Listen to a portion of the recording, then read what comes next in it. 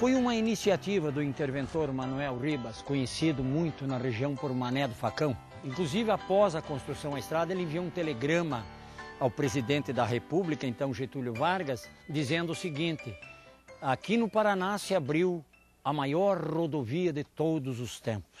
Quer dizer, a Estrada do Cerne, então, era a maior rodovia de todos os tempos. Manuel Ribas tinha motivos para tanto orgulho. A Estrada do Cerne foi construída com pouco dinheiro e muito esforço. Os trabalhos começaram logo após a quebra da Bolsa de Nova York, em 1929, uma das mais graves crises econômicas da história, e terminaram durante a Segunda Guerra Mundial, quando mais de 70 milhões de pessoas foram mortas, cerca de 2% da população da Terra na época. Tempos difíceis que trouxeram para o Brasil milhares de fugitivos da fome, do medo e da morte. O pai do seu Haddad, que vive até hoje na beira da Estrada do Cerne, veio do Líbano. Já os pais de Dona Margarida, também moradora da região, eram italianos. O interventor do Estado não pôde contar com recursos federais. A estrada foi aberta com pá e picareta, numa região montanhosa, cortada por vários rios. A falta de recursos financeiros não permitiu a abertura de túneis, nem de viadutos sobre os vales. Todos os contornos do relevo tiveram de ser respeitados. Com carrocinhas, enxadões, picaretas, eles não podiam seguir reto, eles tinham que acompanhar sempre em torno dos... Portanto, você vê que em 48 quilômetros tem 286 curvas em 48 quilômetros. Curvas, e é curva, você não consegue usar uma marcha mais longa porque as curvas não permitem. Os mais de 400 quilômetros ligando Curitiba ao norte do estado levaram 10 anos para serem construídos. Estas imagens encontradas na biblioteca do DR mostram as condições enfrentadas pelos trabalhadores. Empreiteiros que fizeram com galhotas. O que são galhotas? São carrocinhas que cabiam 1 metro cúbico de material e que os burrinhos eram ensinados a fazerem os trajetos sozinhos. Seu Haddad é filho do dono do primeiro armazém da estrada, um libanês casado com uma filha de italianos. A ligação com a estrada é forte. Depois de morar em Curitiba por vários anos, decidiu voltar para cá. Seu passatempo agora é colecionar lembranças do passado. A turma diz que eu sou homem de 1001 atividades. Seu Haddad, que hoje está com 80 anos e era criança na época da construção, garante que essa história é verdadeira. Ele ainda se lembra dos burrinhos espertos que transportavam sozinhos as pedras. Fazia aquela fila de carrocinha e lá tinha uns cortando a terra no barranco, outros carregando, batia na rolinha da carroça, os burrinhos já iam, faziam fila, descarregavam nos aterros lá, era assim. A estrada foi inaugurada com pompa e circunstância no dia 13 de setembro de 1940. Manuel Ribas comandou a grande festa, que se deu no centro de Santa Felicidade. O evento foi oficialmente registrado em filme 16mm. A viagem inaugural foi um acontecimento, com várias festas organizadas ao longo do caminho. A comitiva estadual comeu muito churrasco até chegar ao norte. A primeira parada foi em Campo Magro, depois Bateias em Campo Largo. Logo mais adiante, Castro, depois Piraí do Sul até Alvorada do Sul, na divisa com São Paulo. No destino final, uma grande surpresa. O movimento de caminhões carregados era intenso. As cidades estavam vivendo um momento de grande expansão com o desenvolvimento do café. Imigrantes europeus não paravam de chegar na região, como mostram estas imagens, feitas por Udihara, um japonês contratado pela Companhia de Terras Norte do Paraná, empresa britânica que comprou terras do estado e loteou todo o norte.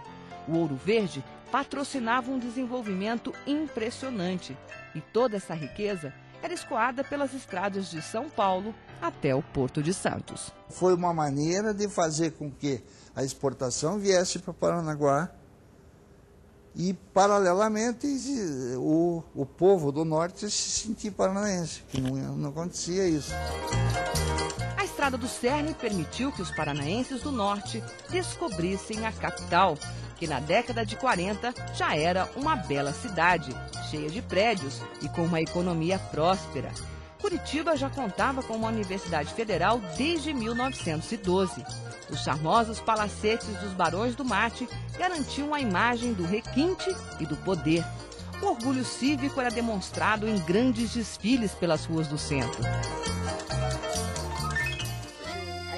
Dona Margarida, que nasceu, cresceu e vive até hoje na beira da estrada, não esquece dos primeiros caminhões que passaram por ali.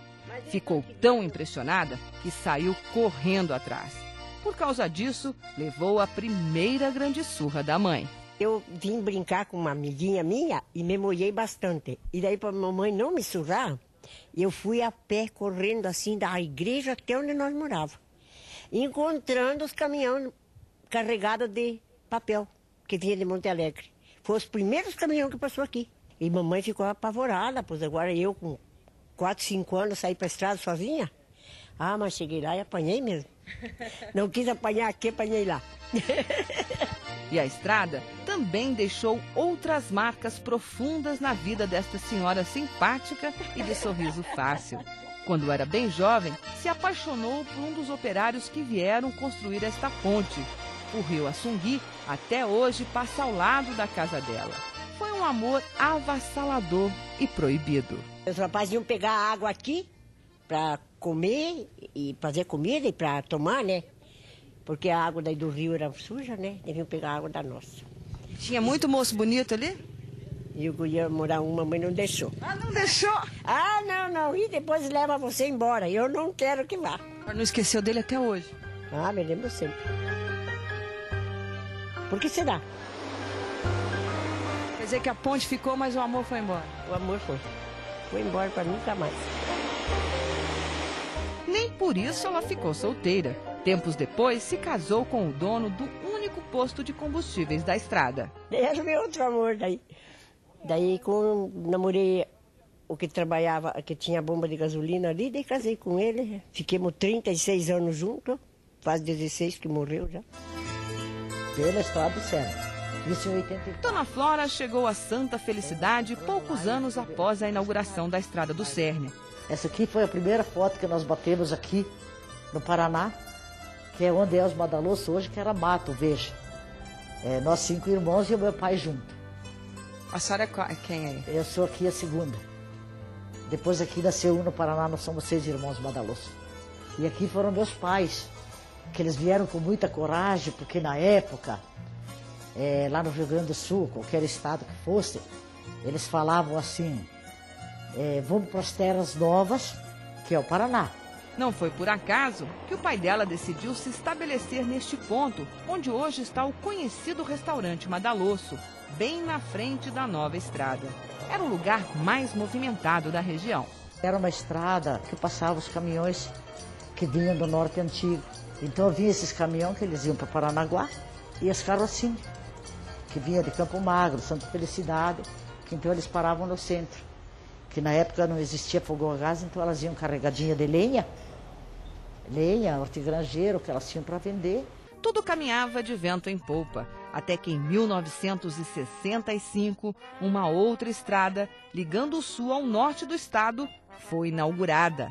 Até o presidente da República, General Castelo Branco, compareceu ao grande evento, ao lado do então governador Ney Braga.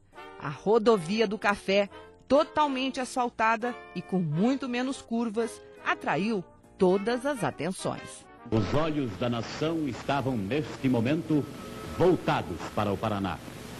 O presidente da República e o governador do estado inauguravam o monumento à Estrada do Café, entregando-a oficial e definitivamente ao trânsito. Não era mais aquele movimento de caminhões que passava, sabe, um caminhão atrás do outro, aquela coisa. Eles se sentiram assim, mas daí foi tocando, cada um foi inventando novas coisas para fazer na vida e foi indo. E Santa Felicidade cresceu, de qualquer maneira. Por outras, cresceu. sem a Estrada do Cerne. Sem a Estrada do Cerne cresceu também.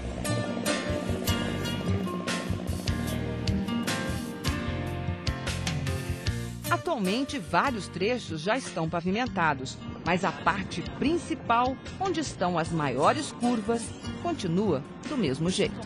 Em 2007, os moradores da região foram surpreendidos com a presença do Exército, que fez um levantamento topográfico de toda a estrada. Cerca de 3 anos depois, no entanto, os trabalhos pararam. Foram asfaltados apenas 15 quilômetros. E o sonho de ver a estrada do Cerne totalmente pavimentada acabou nesta ponte. Daqui até Piraí do Sul, passando por Castro, são mais de 150 quilômetros de estrada de chão.